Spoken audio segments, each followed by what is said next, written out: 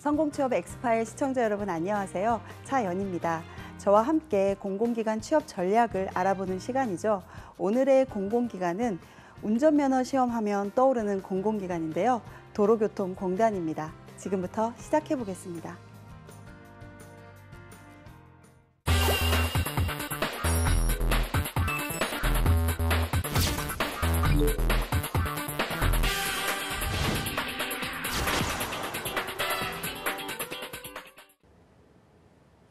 네, 오늘 도로교통공단에 대해서 알아보도록 하겠습니다. 도로교통공단은 경찰청 산하의 준정부기관으로서요. 1954년에 설립되어서 강원도 원주에 지금 현재 소재하고 있습니다. 설립 근거는 도로교통법에 의해서 설립되었는데요. 취준생분들에게 공공기관 취업하실 경우에 좀 설립 근거 관련 법을 좀 한번 조회해 보시는 것도 어떨까라는 오늘 제안을 드립니다. 또한 인원으로는 1,900여 명의 직원들로 구성되어 있고요. 신입 연봉을 보면은요, 3,052만 원 정도의 신입 연봉을 가지고 있습니다.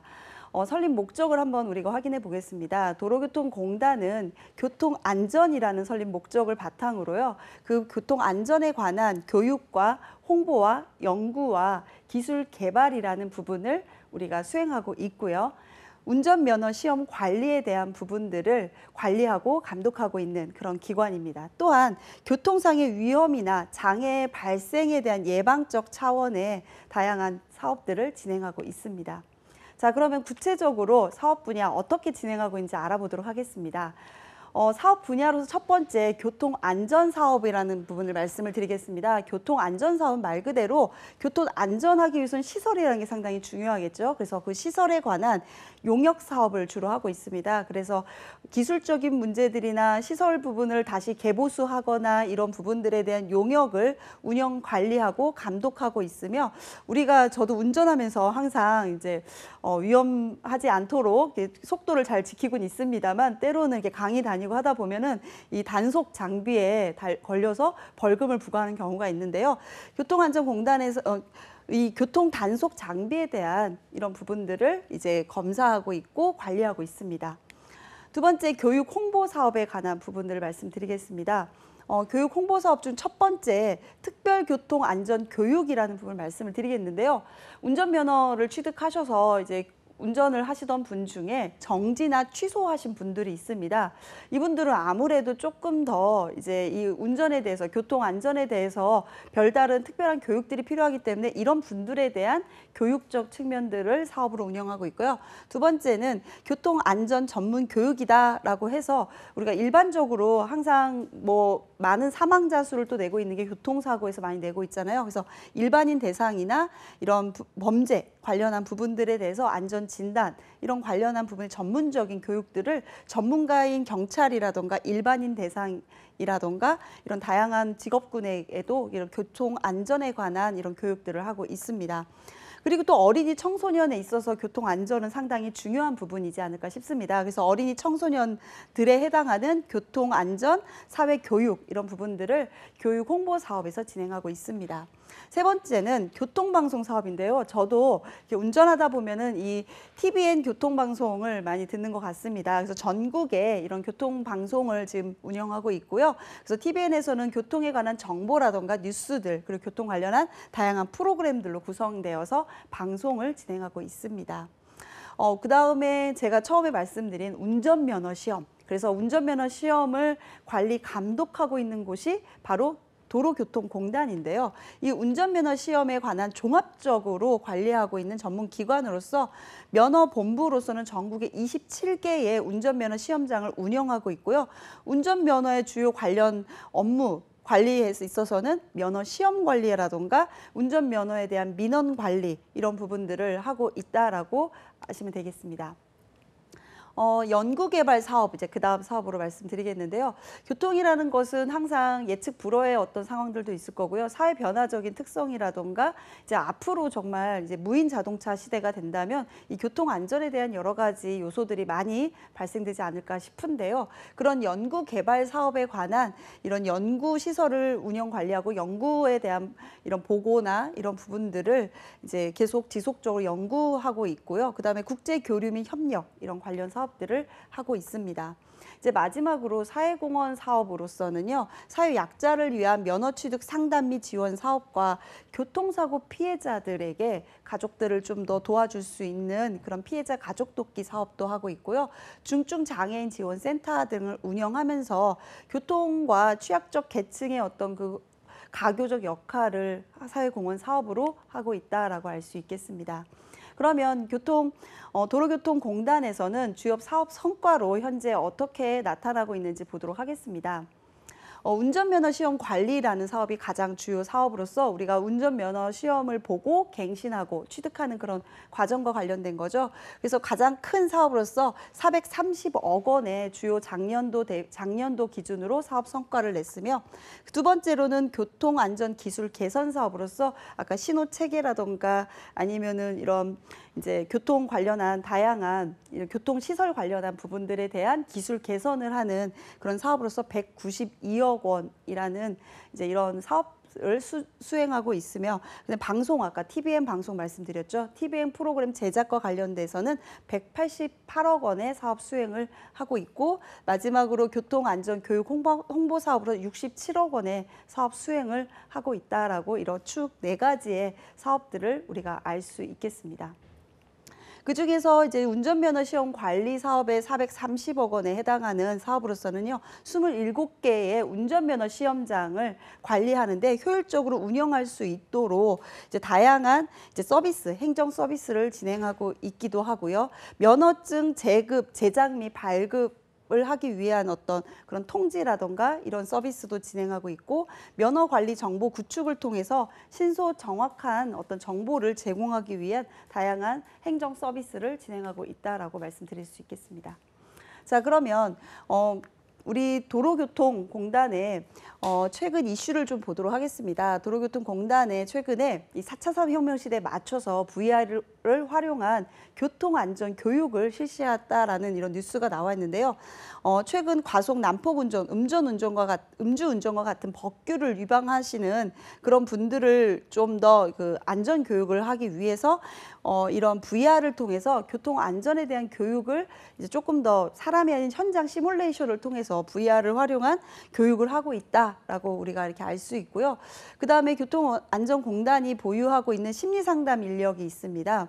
그래서 심리상담 인력을 통해서 VR 심리치유 프로그램도 역시 개발하고 있다라고 볼 수가 있습니다. 그래서 4차 산업혁명 시대에 맞춰서 기술적인 이런 교통과 안전의 교육을 적극적으로 효과적으로 하기 위해서 활동을 하고 있는 그런 도로교통공단이다라는 걸 우리가 알 수 있겠습니다.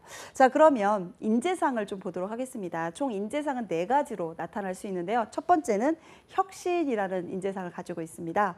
그 혁신이라는 주제는 우리 도로교통공단에서 말씀드리는 혁신은 변화와 혁신을 선도하는 인재, 그래서 항상 멈추지 않고 개선이 있거나 조금 더 도전적인 과제들에 대해서 추구하고자 하는 사회의 어떤 변화에 대해서 인지하고 그 혁신을 추구하는 그런 인재상을 갖고 있고요. 두 번째, 창조에 대한 인재상을 가지고 있습니다. 창조는 가치를 창조하는 독창적인 인재, 그래서 현재 있는 다양한 상황들을 조금 더 다른 시각에서 볼 수 있는 그런 가치 창조 인재. 세 번째는 적극성이다라는 인재로서 항상 어떠한 일에 열정을 가지고 몰입할 수 있는 그런 인재상을 가지고 있고요. 네 번째는 구성원과의 서로 존중할 수 있는 존중이라는 인재를 나타내고 있습니다. 자, 그러면 지금까지 우리 도로교통공단에 대해서 알아봤는데요. 그러면 채용 공고 분석을 통해서 구체적으로 어떠한 사람을 뽑고자 하는지 알아보도록 하겠습니다. 2018년도 채용 예정으로는 채용형 인턴형으로 예정되어 있고요. 전체 56명 정도 한 해에 채용할 계획입니다. 2018년 6월 이제 앞으로 여러분들이 이제 6월에 채용 계획을 갖고 있기 때문에 지금부터 여러분이 좀 관심 있게 지켜보시면 좋을 것 같고요. 근무지로서는 서울, 경기, 강원도 등 전국에 27개의 그런 운전면허 시험장 등 이런 곳에서 근무하실 수 있겠죠. 채용 공고 확인을 보겠습니다. 채용 분야를 보면 교통안전 분야, 교통교육 분야, 교통방송 분야, 일반 행정 분야, IT 중에서도 방송기술 분야, 교통연구 분야 이렇게 채용을 하고 있고요. 채용 인턴으로 선발될 경우에는 80% 이상의 정규직 전환을 전제하고 선발을 할 계획입니다. 그럼 채용 공고의 자격 요건을 확인해 보도록 하겠습니다. 자격 요건을 보면은요, 응시 자격을 이제 각각의 좀 다양한 직군별로 자격을 이제 뽑고 있기 때문에 응시자 자격 확인을 좀 여러분이 좀 더 구체적으로 해야 되고, 오늘 방송에서는 그런 구체적인 이런 자격 요건을 제가 다 말씀드리지 못합니다만, 주요하게 이제 공통적인 사항으로서는 공인 영어 성적 보유자라는 부분들을 갖고 있기 때문에, 이제 운전면허 시험장에는 이제 외국인도 올 수 있고, 우리가 이제 영어를 이제 아무래도 소통해야 되는 경우도 있기 때문에 영어 성적에 대한 이제 이 주요 자격을 갖추고 있습니다. 그 다음에 당연히 우리가 도로교통공단에 들어가는데 운전면허증 하나 없으면 안 되겠죠. 그래서 기본적으로 2종의 자동차 운전면허증 소지자를 필수로 하고 있다라고 말씀을 드리고 싶습니다. 그다음에 지역 제한은 딱히 없는데요. 행정직으로 단 지역으로 내가 지원을 할 경우에는 울산 지역 인재로만 제한을 하겠다. 그래서 울산 지역에 소재를 두고 있는 사람만이 행정직으로 지원할 수 있고, 두 번째, 일반직으로 회계직으로 지원할 경우에는 강원 지역 인재로 제한을 하겠다라는 이런 부분들이 자격 요건으로 있습니다. 자, 우대사항 우리가 또 체크해보고, 이 우대사항에 여러분들이 해당하는 부분들은 적극적으로 우대사항을 활용해야 되겠죠. 그래서 우대사항을 좀 알아보도록 하겠습니다. 우대사항으로는 교통안전 분야에서는 교통, 도시계획, 무선설비, 도로교통 사고 감정사 이런 관련된 이제 자격증을 보유한 분들이 우대사항으로 갖추고 있고요. 교통교육 분야에서는 좀 특이하다라고 할 수도 있을 것 같습니다. 그래서 중등학교 정교사 2급 이상의 자격을 보유하신 분이 우대사항이다라고 할 수 있겠습니다. 아까 우리 교통교육 홍보 이런 관련 사업에서 보면은 이제 학생들, 청소년들에 대한 교육 부분이 업무적으로 수행해야 되기 때문에 이렇게 중등교사 자격증이 있으신 분들을 우대하고 있다는 거 알 수가 있을 것 같습니다. 그다음 세 번째, 임상심리사 심리 관련한 분야에서는 정신보건 임상심리사 2급 이상의 자격증 외에 기타 임상심리 관련한 자격증을 보유하신 분들이나, 그다음 심리상담 관련해서도 필수적으로 임상심리나 청소년 상담사 관련한 부분들을 이제 우대하고 있고 필수적으로 갖추고 있습니다. 근데 방송 분야에서는 방송 특별한 자격은 사실 없는 부분이라고 할 수가 있겠는데요. 방송 아카데미 3개월 이상 이제 교육을 받은 분들에 의해서 수료하신 분들에 대해서 우대를 해주겠다 하기 때문에, 방송에 대한 관심을 있으신 분들은 이런 아카데미 교육 많이 받으시기 때문에 충분히 가능하지 않을까 싶습니다. 그다음에 IT 방송기술 분야에서는 무선 설비나 방송통신, 전파 전자통신 이런 관련된 분야의 자격을 취득하신 분들이라면 우대 조건을 갖고 있고, 행정 분야에서는 뭐 특별한 우대는 없는데요. 조금 더 운전면허 취득자 중에서도 이제 특수면허, 대형 면허나 특수면허를 갖고 계시면 우대다. 아까 자격 요건에는 2종 면허 줬는데요. 이제 행정하시는 분들은 이제 운전면허 시험장에서 일을 하다 보니까 여러 가지 상황들이 생길 겁니다. 그렇기 때문에 특수면허나 아니면은 이 대형 면허 갖고 계신 분들이 조금 더 일을 하시는데 다양한 업무들을 수행할 수 있지 않을까 싶어서 이제 이런 부분들에 대한 우대 조건을 두고 있고요. 회계로는 이제 공인회계사나 세무사 자격이 있으면 우대하겠다라는 부분을 두고 있습니다. 전형 절차를 보도록 하겠습니다. 첫 번째는 서류와 관련된 전형 절차를 가지고 있는데요. 좀 전에 말씀드린 대로 공인 영어 성적에 대한 시험 부분 이제 여러분들이 가지고서 이제 점수를 이제 특별히 어떤 기준을 두는 건 아니지만, 그런 기준선이 있지는 않지만 20점이라는 총 합계의 점수 안에서 여러분들이 그 안에서 이제 내가 갖고 있는 보유한 점수를 하게 되면은 이제 최대 20점까지 이렇게 차등해서 점수를 주겠다, 이런 부분들을 가지고 있습니다. 그다음에 필기 전형에서는 1교시에는 전공시험과 관련된 부분과 2교시에는 직업기초능력, 3교시에는 인성검사. 그래서 하루에 이렇게 시험을 다 같이 전공부터 인성검사까지 보고 있는데요. 전공시험 관련해서는 교통공학이나 토목공학이나 전산 관련한, 그리고 내가 이제 심리 쪽으로 지원하신 분은 심리학이라던가 행정학, 이제 이런 분야별로 자기 지원한 분야에 맞춰서 선택해서 전공시험을 보시면 되고요. 그다음에 직업기초능력으로서는 의사소통과 수리능력, 문제해결력, 정보능력, 이런 시험 문제를 다루고 있다라고 보시면 되겠습니다. 3차 면접 시험에서는 이제 개별 면접과 집단 면접으로서 발표 면접, PT 면접이 요즘 많이 공공기관에서 주로 하고 있는데요. 발표 면접을 통해서 그 사람이 갖고 있는 어떤 업무 역량과 관련된 부분들을 이제 알고자 하는 부분이 있을 거고요. 집단 면접을 통해서 상황적 측면들을 제시해주고 그 상황에서 본인이 어떻게 해결해 나가는지라는 상황 면접을 하겠다라고 제시돼 있고요. 이제 기타 이제 우리 네 번째 이제 마지막 인턴 근무를 이제 하게 되는데요. 그 인턴 근무를 이제 하게 될 경우에 3개월 내외의 평가를 통해서 80% 이상의 전환이라는 부분들을 두고 있는데 지금까지 2015년부터 16년까지 이 인턴직으로 채용을 해서 이제 정규 전환하는 부분에 있어서 대부분 다 100% 전환되었다라고 이제 이렇게 이야기를 하고 있으니까요. 여러분들이 이 합격만 된다면 100% 전환될 수 있다라는 자신감을 가지면 좋겠습니다. 자, 그러면 직무 설명에 대해서 좀 보도록 하겠습니다. 이제 다양한 직무들을 뽑고 있는데요. 그중에 좀 대표적인 직무로서 교통안전 직무를 제가 오늘 설명을 좀 드린다면 교통안전 직무로서는 총 3가지의 직무를 나타내고 있는데요. QM, QC와 관련된 이런 품질과 관련된 교통안전 품질과 관련된 직무 분야와 교통운영 감리라는 분야에 관련된 직무 분야, 그다음에 통계조사라는 분야에 관련된 이제 분야 이렇게 3가지의 분야로 나타났다라고 직무 설명서의 세 분류 안에 있는 것을 여러분들이 다시 한번 확인해 보실 수가 있습니다. 그렇게 확인이 되신 다음에 내가 어떤 분야의 3개 중에서 가장 적합한 지식과 기술과 태도를 갖췄는지를 확인하신 후에 예를 들어서 QM, QC, 이 교통 품질과 관련된 이 분야에 내가 적합한 내용을 갖고 있다라고 한다면 QM과 QC에 해당하는 직무 내용과 거기에 맞는 주요 능력 단위들을 여러분들이 다시 한번 철저하게 확인하시고 그 다음에 3번째 가장 중요한 거죠.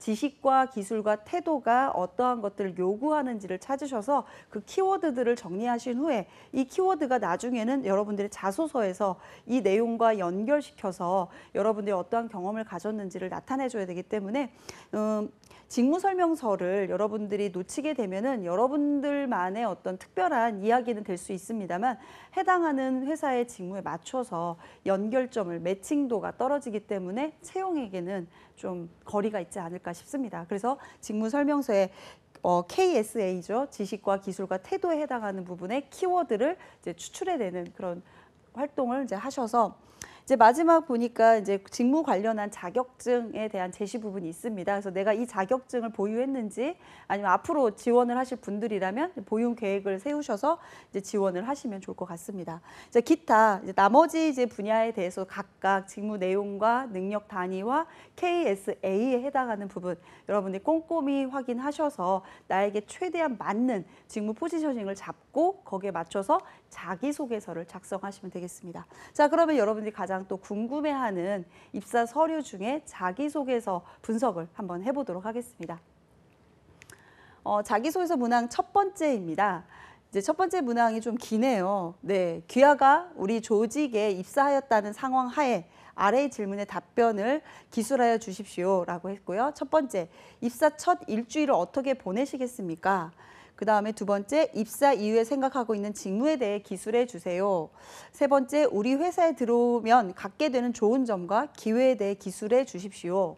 네 번째, 위 질문과 반대로 나쁜 점과 위험 요소는 무엇이라고 생각하십니까? 이 모든 거를 400자 이내로 작성해라 라고 했습니다. 입사 후 포부 이런 어떤 관점에서 우리가 시작을 하면 되는데 각각의 제시되어 있는 것들이 있기 때문에 이 각각의 제시를 아주 요약적으로 상세하지만 요약적인 부분들이 있으면서도 임팩트를 줄 수 있도록 작성을 해야 되는데요. 우선 첫 번째 좀 단락을 좀 나눠보겠습니다. 입사였다는 상황 하에, 그러니까 입사 후 포부가 되겠죠. 입사의 어떤 상황이 되겠죠. 그 상황 속에서 첫 일주일을 어떻게 보낼 건지 한번 여러분들의 직장 생활 하루를 한번 그려보시는 거죠. 첫 번째는. 그래서 내가 직장 생활 첫 번째 하루는 어떻게 보내고 두 번째 하루는 어떻게 보내고 나의 하루를 직장 생활 하루를 한번 그려보신 다음에 일주일이라는 하나의 목표를 뒀을 때 일주일 동안 첫 일주일 동안 어떻게 보낼 건지 어떤 목표를 갖고 보낼 건지라는 부분을 생각하는 부분을 두시고 거기에 따라서 내가 생각하고 있는 일이 과연 어떤 일을 하는 건지를 나의 하루 중에 일과 연결시켜서 여러분의 일주일을 작성해 보는 그런 문단이라고 보실 수 있겠습니다. 그다음에 두 번째는 좋은 점. 회사 들어가면 상당히 우리가 월급날도 기다려지고요. 또 다양한 동료분들과 일할 수 있는 기회도 있어서 다양한 일의 경험과 기회 이런 부분들이 있어 좋은 점도 있지만 또 나쁜 점 반대로 있겠죠. 뭐 예를 들어서 야근이 있다. 뭐 아니면 업무가 좀 내 업무의 능력에 맞춰지지 않고 좀 더 업무 요구가 좀 많다. 뭐 이런 경우나 기타 등등 이런 나쁜 요소도 있을 겁니다. 그런 부분에 있어 자신이 생각하는 나쁜 요소는 또 무엇인가라는 부분을 이렇게 제시하게 됐는데요. 이 문장 참 쉬울 것 같지만 어려운 문장이라고 생각이 듭니다. 그래서 이 문장에서 알아보고자 하는 우리 기업 입장에서는 어떠한 직업 기초 능력을 알아보고자 하는 건지 첫 번째는 조직 이해 능력. 그래서 우리 회사라는 분위기, 우리 회사의 업무적인 하루의 일과 그리고 그 일과 속에서 나의 일 이런 부분들을 어떻게 알고 있는지 조직 이해와 자기 개발 능력에 대한 부분을 제시하고 있고 평가 사항으로는 업무 이해, 그다음에 경영 이해, 조직, 자기 관리, 경력 개발 이런 부분들을 이제 어떻게 알고서 하는지에 대한 평가를 하실 겁니다. 그에 따라서 여러분들이 작성하는 방법은 직무 능력으로서 하나의 직무를 여러분들이 얼마나 잘 아시는지를 또 하나 보기 위한 거기 때문에 직무 기술서에 있는 직무 내용들 그리고 능력 단위들을 확인하신 후에 여러분들이 하루에 일주일 동안 어떤 일을 내가 정말 시작을 할 건지라는 작은 일이지만 그 일을 시작하는 관점에서 여러분들의 일주일의 일과를 좀 그려보시고 위험 요소로 작성하시는 부분은 좀 소소한 걸로 회사에 입사하여서 성장할 수 있음을 좀 더 어필하는 부분들로 이렇게 좀 하셔야 되기 때문에 소소할 수 있는 요소로 좀 더 제시하면 어떨까 싶습니다. 자, 두 번째입니다. 다른 사람을 배려하는 마음이 어느 정도라고 생각하는지 그와 관련된 사례를 기술해주고 어떤 상황이었고 그래서 귀하는 어떻게 행동했는지 어떤 경험을 통해서 배울 수 있는 건지 300자 이내 역시 글자 수는 많지 않습니다. 그러면서도 여기 제시하고자 하는 여러 가지 다양한 상황들이 많은데요. 배려와 그 배려에 따른 여러분의 행동은 어떻고 그 행동을 했을 때 여러분이 배운 점 무엇이냐라는 부분에 있어서 이게 좀 더 타인 관점에서 어떻게 생각하는지에 대한 것을 평가하고자 하는 부분이지 않을까 싶습니다. 그래서 평가에 대한 직업기초 능력으로서는 대인관계 능력과 의사소통 능력이라는 부분들을 이제 확인해보고자 하는 거고요. 그거에 따라서 팀워크라던가 갈등이라던가 고객에 대한 서비스 관점이라던가 이런 부분들을 어떻게 알고 있는지라는 부분들을 좀 평가하면서 우리 도로교통공단에 인재사항이 있죠. 구성원과 국민을 존중하고 배려하는 인재라는 부분이 있는 것처럼 뭔가 직업적으로 내가 다른 사람을 서비스하는 관점에서 나를 조금 좀 손해를 보더라도 다른 사람을 존중할 수 있는 이런 배려적인 마음이 있는지라는 것을 평가하고자 하는 겁니다.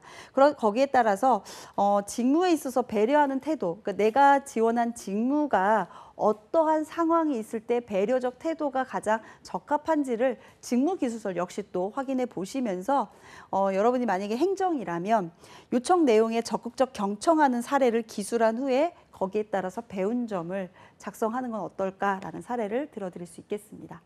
세 번째입니다. 시키는 일의 범위를 넘어서 적극적으로 도전한 경험이 있다면 소개해 주시고 구체적으로 어떤 상황이고 어떤 행동을 했는지 작성해 달라라고 했습니다. 그래서 도전한 경험과 상황과 거기에 따른 결과 얻게 된 거 300자 이내 상당히 임팩트 있는 작성을 요구하고 있네요. 그 부분에 있어서 직업기초 능력은 이제 자원관리 능력이라던가 기술 능력, 문제 해결력 이런 부분들을 좀 같이 두루두루 보지 않을까 싶은데요.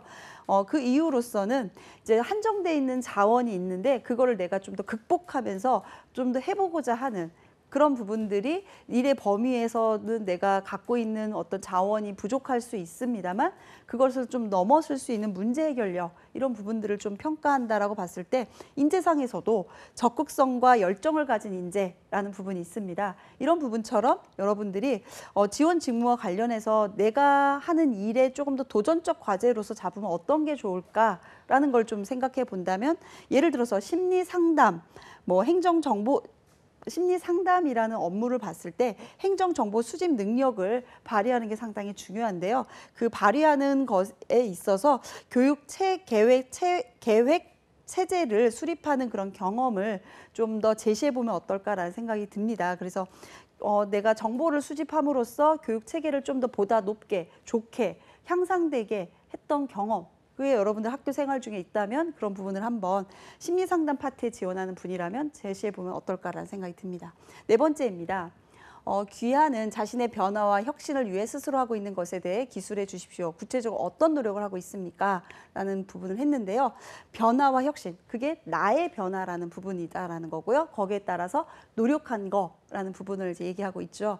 직업기초능력상 당연히 자기개발. 그래서 아무래도 이제 다른 대인 상담을 많이 하게 되고 고객들의 서비스 관점에서 직접 본인이 하나의 주인의식을 갖고 일하는 분야이다 보니까 자기개발 능력과 조직에 대한 이해 능력, 이 부분을 상당히 많이 제시하고 있는데요. 그런 부분에 있어서 변화와 혁신을 선도하는 인재라는 어떤 인재상을 바탕으로 지원 직무에 있어서 자기 개발을 하기 위해서 노력한 부분, 회사에 들어오면은 자기 개발 잘 안 하는 경우가 있는데요. 이런 부분을 끊임없이 노력해서 변화하는 사회의 다양한 사람들을 내가 계속 대인 관계를 잘 할 수 있도록 하는 부분이지 않을까 싶습니다. 그래서 고객 관리 파트라는 직무에서 본다면 고객의 필요 정보 제공을 위해서 매체 활용 기술을 활용해서 좀 더 다양한 매체 활용 기술을 통해서 뭔가 고객에게 좋은 정보로 또 편리한 정보로 효과적인 정보를 제시했을 때 회사에도 기여할 수 있고 그걸 통해서 자신도 그런 기술에 대한 능력을 발휘했기 때문에 만족하지 않을까라는 부분으로 작성하시면 어떨까라는 생각이 듭니다. 다섯 번째입니다. 좀 자기소개서 분량이 좀 많죠. 지금까지 자신의 다른 사람에게 설명했던 가장 복잡하거나 어려웠던 아이디어, 상황, 경험에 대해서 작성해 주세요. 그래서 다른 사람에 대해서 설명한다라는 거죠. 그래서 어떤 교육이라던가 무언가 안내해 주거나 이런 어떤 업무들이 상당히 많이 있는데요. 그런 관점에서 여러분들은 어떠한 의사소통 능력과 그다음에 대인관계 능력을 가지고서 그 다른 사람에게 의사 표현을 하고 있는지를 알고자 한다라고 볼 수 있겠는데요. 그래서 다른 이제 심리 상담 파트로 본다면 내담자의 어떤 편견을 갖지 않고 선입견을 갖지 않고 그 사람들의 개별성을 이해하면서 그 사람들을 설명했던 그런 경험을 좀 도출해 보면 어떨까 싶습니다. 여섯 번째, 지원자가 산업에서 해결했던 가장 어려운 과제는 무엇이었습니까? 이것에 대해서 상황과 이제 결과를 써보세요라고 했는데요. 이제 어려운 과제, 그러니까 그 사람 내가 지원하는 분의 어려운 과제의 문제점, 초점을 어디에 두면 좋을까라는 부분인데요. 문제점의 초점은 여러분의 또 역시 직무에서 벗어나면 안 되겠죠. 그래서 직무에 있어서 여러 가지 업무를 하다 보면 어떠한 문제점이 있을지를 여러분들이 좀 먼저 생각해 보시고 그 직무에 있어서 이런 문제점을 내가 실제적으로 활동한 가운데 학부 생활 중에 경험한 게 있다면 그런 관련된 사항을 제시해 주면 좋은데요. QM과 QC 관리 업무로 잠깐 제시를 해본다면 검사 결과의 오차로 인해서 데이터 분석 결과의 신뢰도 확보하려는 경험 기술 후 결과와 만족성에 대해서 제시해 보면 어떨까 싶습니다.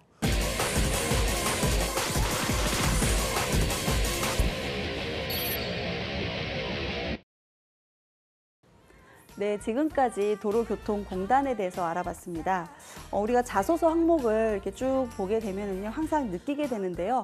경험에 대해서 쓰세요, 노력한 거에 대해서 쓰세요라는 말이 많잖아요. 그래서 여러분들이 좀 더 경험을 알 수 있다라는 경험에서 할 수 있다라는 경험으로 다양하게 가지시면 좋을 것 같습니다.